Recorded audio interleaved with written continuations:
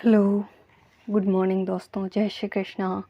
तो आज हम फर्स्ट ग्रेड के जो प्रीवियस ईयर के क्वेश्चन हैं वो करेंगे।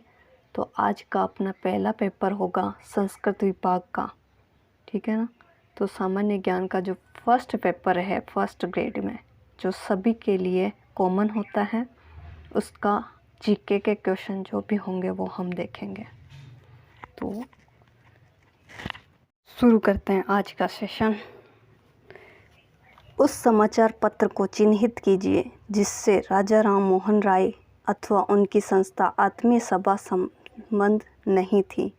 मतलब उस समाचार पत्र को चिन्हित करना है जो राजा राम मोहन राय तथा उनकी संस्था आत्मीय सभा से संबंधित नहीं है। तो कौन सा नहीं है? ए है बांग्ला भाषा का बंगाल गजट, बी बांग्ला भाषा का समाचार पत्र, बांग्ला भाषा का संवाद कौमुदी और डी है फारसी भाषा का मीरात उल अखबार। तो कौन सा संबंधित नहीं है? तो बी हो जाएगा बांग्ला भाषा का समाचार चंद्रिका। राजा राम मोहन राय ने 1815 ईस्वी में हिंदू धर्म के एकेश्वरवादी मत के प्रचार हेतु आत्मीय सभा का गठन किया, जिसमें द्वारकानाथ टैगोर शामिल थे। कौन शामिल थे? द्वारकानाथ टैगोर शामिल थे। राजा राम मोहन राय द्वारा निम्न पुस्तकें व समाचार पत्र प्रकाशित किए गए, जिसमें है द प्रिसेप्ट्स ऑफ जीसस जो अंग्रेजी में था, तुहफतुल मुवाहिदीन जो फारसी में था, गौड़ीय व्याकरण, वेदांत गाथा, संवाद कौमुदी बंगाली भाषा में थे, और मीरातुल अखबार जो फारसी में था। नव शक्ति, जाम ए जहानुमा, बंगदूत 3 भाषाओं में प्रकाशित, ए गिफ्ट टू मोनोथिस्ट फारसी आदि में। अब दूसरा क्वेश्चन है, निम्न में से किस शासक को पृथ्वीराज विजय में वेरीगढ़ की पदवी दी गई थी? बी ए दुर्लभ राज द्वितीय, बी गोविंद तृतीय, सी अर्णोराज और डी है विग्रहराज चतुर्थ। तो गोविंद राज तृतीय ने पृथ्वीराज विजय में वेरीगढ़ की पदवी धारण की थी। गोविंद तृतीय दुर्लभ राज द्वितीय के बाद शासक बना। मुस्लिम इतिहासकार फरिश्ता के अनुसार गोविंद तृतीय ने गजनी के राजा को मारवाड़ पार नहीं करने दिया था।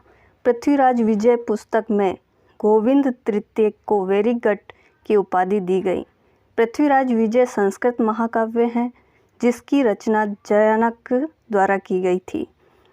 ध्यान रहे, राजस्थान के चौहान शासक अजय राज को जयानक द्वारा अपने पृथ्वीराज विजय ग्रंथ में पृथ्वी को चांदी की मुद्राओं से भर देने का श्रेय दिया गया है।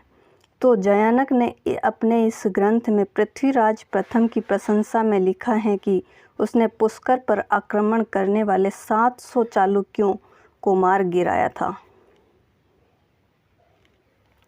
निम्नलिखित सूची फर्स्ट को सूची सेकंड से सुमेलित कीजिए और दिए गए कूट का उपयोग करते हुए सही उत्तर का चयन कीजिए। ए में है जैसलमेर, बांसवाड़ा, अलवर, शाहपुरा, और सूची 2 में है मीठालाल व्यास, रमेश चंद्र ओझा, भूपेंद्र त्रिवेदी, कुंज बिहारी लाल मोदी। अब इसमें क्या आंसर होगा? तो इसमें आंसर होगा सी। सी में क्या है? जैसलमेर का कौन है? तो जैसलमेर का मीठालाल, और बांसवाड़ा का भूपेंद्र त्रिवेदी, अलवर का कुंज बिहारी लाल मोदी, और शाहपुरा का होगा रमेश चंद्र ओझा। तो इसकी व्याख्या देख लेते हैं। जैसलमेर प्रजामंडल जोधपुर में 15 दिसंबर 1945 ईस्वी को मीठालाल व्यास द्वारा स्थापित। बांसवाड़ा प्रजामंडल 1943 ईस्वी में भूपेंद्र नाथ त्रिवेदी व हरिदेव जोशी द्वारा स्थापित। अलवर प्रजामंडल 1938 ईस्वी में हरि नारायण शर्मा और कुंज बिहारी मोदी द्वारा स्थापित, तथा शाहपुरा प्रजामंडल 1938 में माणिक्य लाल वर्मा की प्रेरणा से रमेश चंद्र ओझा व लादूराम व्यास द्वारा स्थापित। मारवाड़ के अधोलिखित राजनीतिक संगठनों को कालक्रमानुसार व्यवस्थित कीजिए। मारवाड़ हितकारिणी सभा, मारवाड़ यूथ लीग, थर्ड है मारवाड़ प्रजामंडल, फोर्थ है मारवाड़ लोक परिषद। तो इसमें क्या हो जाएगा, इसमें ये क्रमवार ही है। मारवाड़ हितकारिणी सभा, फिर उसके बाद मारवाड़ यूथ लीग है, उसके बाद मारवाड़ प्रजामंडल और मारवाड़ लोक परिषद। तो मारवाड़ हितकारिणी सभा 1918 ईस्वी में चांदमल सुराणा द्वारा स्थापित, 1923 में जय नारायण व्यास द्वारा पुनर्गठित। मारवाड़ यूथ लीग 10 मई 1931 ईस्वी को जय नारायण व्यास द्वारा स्थापित। मारवाड़ प्रजामंडल 1934 में भंवरलाल सराफ की अध्यक्षता में स्थापित तथा मारवाड़ लोक परिषद 1938 ईस्वी में रणछोड़ दास घट्टानी की अध्यक्षता में गठित। छठा क्वेश्चन है, वह गुर्जर प्रतिहार शासक जिसने रणहस्तिन का विरुद्ध धारण किया। ए है वत्सराज, बी नागभट्ट प्रथम, सी नागभट्ट द्वितीय और डी है मिहिर भोज। तो रणहस्तिन की उपाधि किसने धारण की, तो वत्सराज ने की। वत्सराज 783 से 795 ईस्वी तक शासन किया। देवराज व भूमिका देवी का पुत्र था। इसने बंडी वंश को तथा बंगाल के पाल शासक धर्मपाल को भी पराजित किया था। वत्सराज ने कन्नौज की प्राप्ति के लिए त्रिपक्षीय संघर्ष की शुरुआत की। त्रिपक्षीय संघर्ष पूर्व में बंगाल के पास, दक्षिण में मान्यखेत के राष्ट्रकूट एवं उत्तर पश्चिम में उज्जैन के गुर्जर प्रतिहार के मध्य हुआ। इन्होंने कन्नौज के शासक इंद्रायुध को हराकर कन्नौज पर अधिकार कर लिया। इसलिए वत्सराज को प्रतिहार वंश का वास्तविक संस्थापक और रणहस्तिन कहा गया है। जोधपुर से लगभग 6.5 किलोमीटर दूर फलोदी मार्ग पर स्थित ओशिया में श्वेतांबर जैन मंदिर, ओसवाल समाज की कुल देवी सच्चिका माता का मंदिर तथा सूर्य मंदिर के अलावा कुल 16 मंदिर हैं, जिनका निर्माण 7वीं से 10वीं शताब्दी के मध्य में प्रतिहार द्वारा करवाया गया। ध्यान रहे, ओशिया में महावीर स्वामी को समर्पित जैन मंदिर का निर्माण किसने करवाया, वत्सराज प्रतिहार ने करवाया।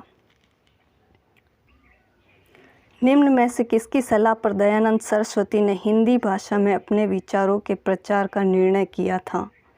ए है भारतेंदु हरिश्चंद्र, बी महादेव गोविंद रानाडे, सी केशव चंद्र सेन और डी है बंकिम। तो इसका उत्तर हो जाएगा सी केशव चंद्र सेन।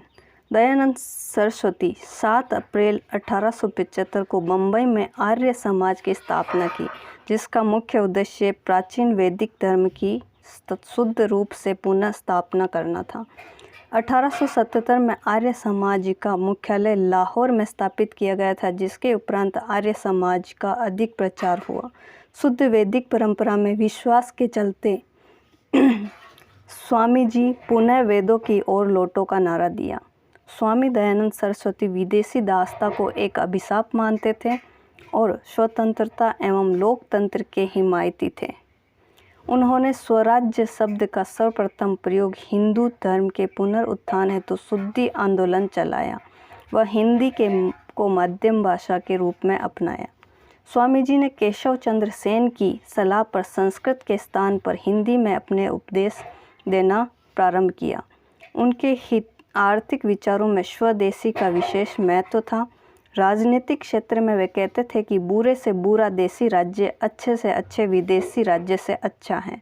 उनकी शिक्षा के फलस्वरूप उनके अनुयायियों में स्वदेशी और देशभक्ति की भावना फूट फूट कर भरी थी और भारतीय स्वाधीनता आंदोलन में भी ये लोग अग्रगामी रहे। अब है 8वां क्वेश्चन, निम्न में से जयपुर के किस शासक ने सर्वप्रथम नागा दादू पंथियों को सेना में भर्ती किया था। ए है सवाई जय सिंह, बी ईश्वरी सिंह, सी माधो सिंह और डी है प्रताप सिंह। तो इसमें हो जाएगा सवाई जय सिंह। दादू पंथ की उप शाखाएँ खालसा, दादू दयाल जी के बड़े पुत्र गरीबदास ने जो आचार्य परंपरा चलाई वह खालसा कहलाई। इस संगठन का प्रमुख केंद्र नारायणा जयपुर है। दूसरी शाखा है नागा। इस पंथ के संस्थापक सुंदरदास जी थे। ध्यान रहे, जयपुर शासक सवाई जय सिंह 1700 से 1743 ईस्वी ने सर्वप्रथम नागा दादूपंथियों को सेना में भर्ती किया। तो नागा शाखा के दादूपंथियों ने मराठों के खिलाफ जयपुर शासक सवाई प्रताप सिंह की सहायता की थी। तीसरी शाखा है उत्तरादे व स्थानदारी, जो राजस्थान छोड़कर उत्तरी भारत में चले गए वह मुख्यतः हरियाणा पंजाब में हैं। इस शाखा के संस्थापक दादूजी के शिष्य बनवारी दास जी थे, जिन्होंने रतिया हिसार हरियाणा में अपनी गद्दी स्थापित की। चौथी शाखा है घुमक्कड़। घुमक्कड़ दादूपंथी साधु जो गृहस्थियों को उपदेश देते थे। तथा पांचवी शाखा की, जो शरीर पर भस्म लगाते हैं, जटा रखते हैं व खाकी वस्त्र पहनते हैं। हालांकि कई पुस्तकों में निहंग घुमंतु साधु को भी दादूपंथ की शाखा माना गया है, लेकिन अन्वेषक परीक्षा जो हुई थी 2016 की, उस उत्तर कुंजिका में क्या 5 शाखाएं मानी है। तो अपने जो एग्ज़ाम में आए तो क्या करनी है, 5 शाखा ही करनी है। फिर है 9th क्वेश्चन। 9वां क्वेश्चन है द सोल ऑफ इंडिया लिखी गई थी वी.डी. सावरकर द्वारा, बी. लाला लाजपत राय द्वारा, सी. विपिन चंद्र पाल द्वारा, रास बिहारी बोस द्वारा। तो इसमें आ जाएगा विपिन चंद्र पाल की पुस्तक है the soul of India. Vipin Chandra Pal द्वारा the soul of India, V D. Savarkar द्वारा the Indian war of independence व लाला लाजपत राय द्वारा अनहैप्पी इंडिया लिखी गई थी। तो रास बिहारी बोस ने इंडियन इंडिपेंडेंस लीग की स्थापना की थी। इंडियन इंडिपेंडेंस लीग की स्थापना की थी। 10वां क्वेश्चन है अर्थुणा का मंडलेशा मंदिर बनवाया था। अ. कंकदेव परमार ने, बी. सत्यराज परमार ने और डी. सी. मंडलिका परमार ने और डी है चामुंडराज परमार ने। तो किसने बनवाई है अर्थुणा का मंडलेशा मंदिर? डी. चामुंडराज परमार ने बनवाया। अर्थुणा 11वीं 12वीं शताब्दी में वागड़ के परमार वंश की राजधानी थी। परमारों ने जैन व शैव धर्म दोनों को एक साथ संरक्षण दिया और कई मंदिरों का निर्माण करवाया। अतः यह नगर उत्कृष्ट शिल्पकला युक्त मंदिरों के कारण जाना जाता है। इसका प्राचीन नाम उत्थुनक था। परमार राजकुमार चामुंडराज के शिलालेख के अनुसार उन्होंने 1079 में अपने पिता के सम्मान में मंडलेशा नामक शिव का एक मंदिर बनवाया था। मंडलेशा शिव मंदिर में गर्भगृह सभा मंडप से काफ़ी नीचे हैं। क्या है? मंडलेशा शिव मंदिर में गर्भगृह जो है सभा मंडप से काफ़ी नीचे है, जिसमें 2 फीट का शिवलिंग है। 2 फीट का क्या है? शिवलिंग। इस मंदिर का निर्माण दक्षिण भारतीय शैली में हुआ। तो दोस्तों आज अपन ने किए 10 क्वेश्चन और कल वापस इससे आगे करेंगे। तो वीडियो पसंद आया हो तो ज़्यादा से ज़्यादा शेयर करें और वीडियो को लाइक करें, और चैनल अगर सब्सक्राइब नहीं किया हो तो चैनल को सब्सक्राइब करें। तो दोस्तों मिलते हैं कल। Thank you.